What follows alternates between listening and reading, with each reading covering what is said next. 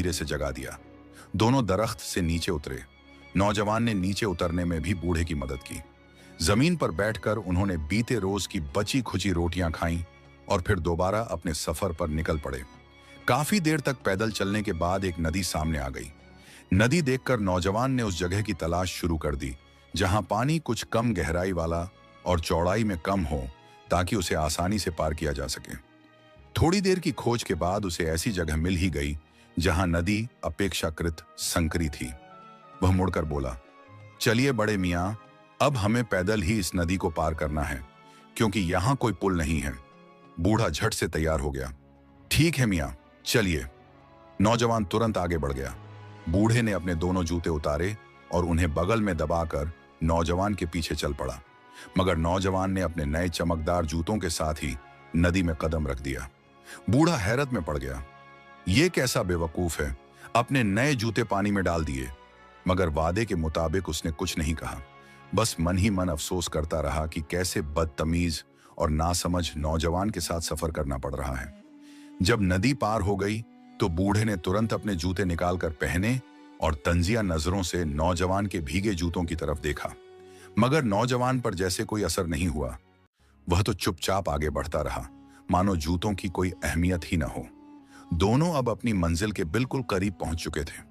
दोपहर का वक्त हो चला था और भूख भी अब तेजी से सताने लगी थी। लेकिन नौजवान का अंदाज अब भी वैसा ही था, रुकने का नाम नहीं ले रहा था। वह मुड़कर बोला, बड़े मियाँ, जरा तेज चलिए, हमारा सफर अब खत्म होने वाला है। और फिर कुछ ही देर में वह घड़ी भी आ गई। दोनों अपने गंतव्य यानी चांदनगर गांव में दाखिल हो गए। बूढ़ा थका हारा था, लेकिन मंजिल की दस्तक ने थोड़ी राहत दी। मगर उसके दिल में अभी भी उस नौजवान को लेकर कई सवाल थे जिन्हें वह पूछ नहीं सका। बड़े मियाँ ने नौजवान से कहा, चलो बेटा, मेरे साथ मेरे घर पर चलो। मेरे घर में मेरी बेटी है, वो बहुत अच्छा खाना पकाती है। आज के दिन तुम मेरे मेहमान हो। ये बात बूढ़े आदमी ने रस्मन कही थी, जैसे कि मेहमान नवाजी की परंपरा निभा रहा हो। मगर नौजवान जो वहीं अलविदा लेने के लिए खड़ा था, मुस्कुराते हुए बोला, बड़े मियाँ, मैं आपसे इजाजत चाहूंगा। मुझे जल्द से जल्द अपने उस रिश्तेदार से मिलना है। मैं उसके घर भी नहीं ठहरूंगा। अगर ठहरना ही पड़ा तो यहीं किसी छोटी मोटी सराय में रात गुजार लूंगा। बूढ़ा, जो पहले ही सफर में नौजवान की अजीब हरकतों से भीतर ही भीतर झुंझलाया हुआ था, थोड़ा तल्ख लहजे में बोला, ठीक है जवान, जैसे तुम्हारी मर्जी। अब हम एक दूसरे से रुखसत होते हैं। सफर अच्छा कटा।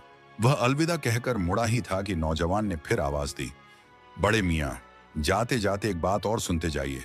बूढ़ा ठिठक गया और बोला, वो क्या? नौजवान बोला, जब घर में दाखिल होना तो दरवाजे पर दस्तक जरूर दीजिएगा और जरा सा खांस लीजिएगा, ताकि घर वालों को आपकी आमद का पता चल जाए। बूढ़ा थोड़ा मुस्कुराया और बोला, अच्छा मियाँ, तुम्हारी नसीहत पल्ले से बांध लेता हूं। तुम ठहरे अक्लमंद, अब मुझे इजाजत दो। वह मन ही मन हंसा। कैसा अजीब आदमी है, मैं अपने ही घर जा रहा हूं, क्या मुझे वहां दस्तक देने और खांसने की जरूरत है? मगर वह अब उस नौजवान से जल्दी पीछा छुड़ाना चाहता था। उसने विदा ली और अपने घर की ओर रवाना हो गया, जबकि नौजवान अपने रास्ते पर निकल पड़ा। जब बूढ़ा अपने घर के दरवाजे पर पहुंचा और जैसे ही उसने चाबी निकालकर ताला खोलना चाहा, अचानक उसे नौजवान की कही वो बात याद आ गई, दस्तक देना और खांसना मत भूलिएगा। वह फिर से मन ही मन मुस्कुराया, लेकिन न जाने क्या सोचकर उसने दरवाजे पर जोर से दस्तक दी और फिर हल्की सी खांसी भी कर दी। थोड़ी देर बाद दरवाजा खुला। सामने उसकी बेटी गुलनार बानो खड़ी थी। बूढ़ा बोला, अरे बेटा, दरवाजा खोलने में इतनी देर क्यों कर दी? गुलनार ने सलाम किया और जवाब दिया, अब्बा जान, मैं नहा रही थी। आपके दरवाजे पर दस्तक देने और खांसने से मुझे पता चल गया कि आप आए हैं, वरना शायद मैं सुन ही नहीं पाती। बूढ़ा जैसे ही घर के अंदर दाखिल हुआ तो हल्का झल्लाते हुए बोला, आज तो बेटी दिमाग कुछ पहले ही खराब हो गया है। उसकी बेटी गुलनार बानो, जो सहन में चारपाई बिछा रही थी, फौरन चिंतित होकर बोली, अब्बा जान, खैरियत तो है? बूढ़ा बैठते हुए बोला, अरे बेटा, क्या पूछती हो? रास्ते में एक अजीब किस्म का नौजवान मिल गया था, सफर में हम सफर बन गया, और फिर? ये कहते कहते बूढ़े ने पूरे सफर की दास्तान शुरू से लेकर आखिर तक अपनी बेटी को सुना दी। छतरी वाला वाकया, पेड़ पर चढ़ना, नदी पार करना और आखिरी नसीहत तक। गुलनार बानो बड़ी दिलचस्पी से हर बात सुनती रही। नौजवान की हर अजीब सी लगने वाली बात भी उसे बड़ी समझदारी भरी महसूस हो रही थी। जब बूढ़ा किस्सा खत्म कर चुका तो गुलनार ने हल्के से पूछा, अब्बा जान, वो नौजवान अब कहाँ गया? बूढ़े ने बताया कि वो अपने किसी रिश्तेदार से मिलने गया है, मगर बड़ा खुददार था। कह रहा था कि अगर रात गुजारनी पड़ी तो सराय में गुजारूंगा, मगर रिश्तेदार के घर नहीं ठहरूंगा।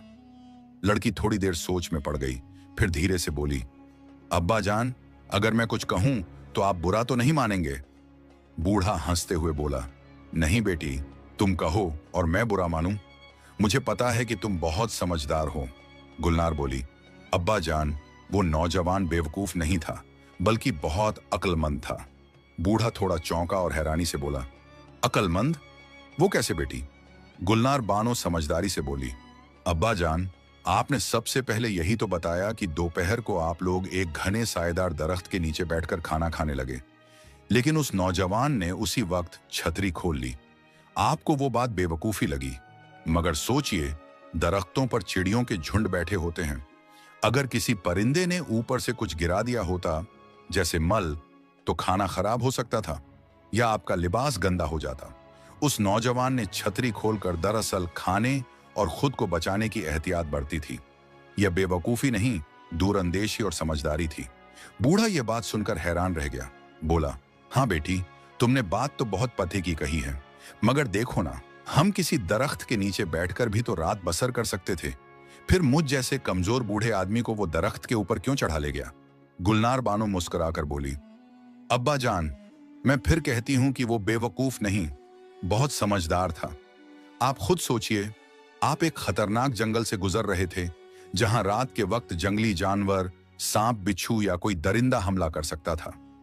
ऐसे में अगर आप जमीन पर सोते तो आपकी जान को खतरा हो सकता था।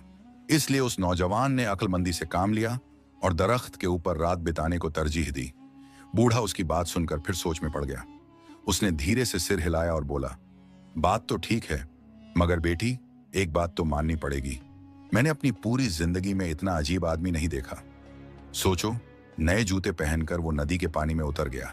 हमने तो जूते उतार लिए थे, लेकिन उसने तो उन्हें भी नहीं निकाला।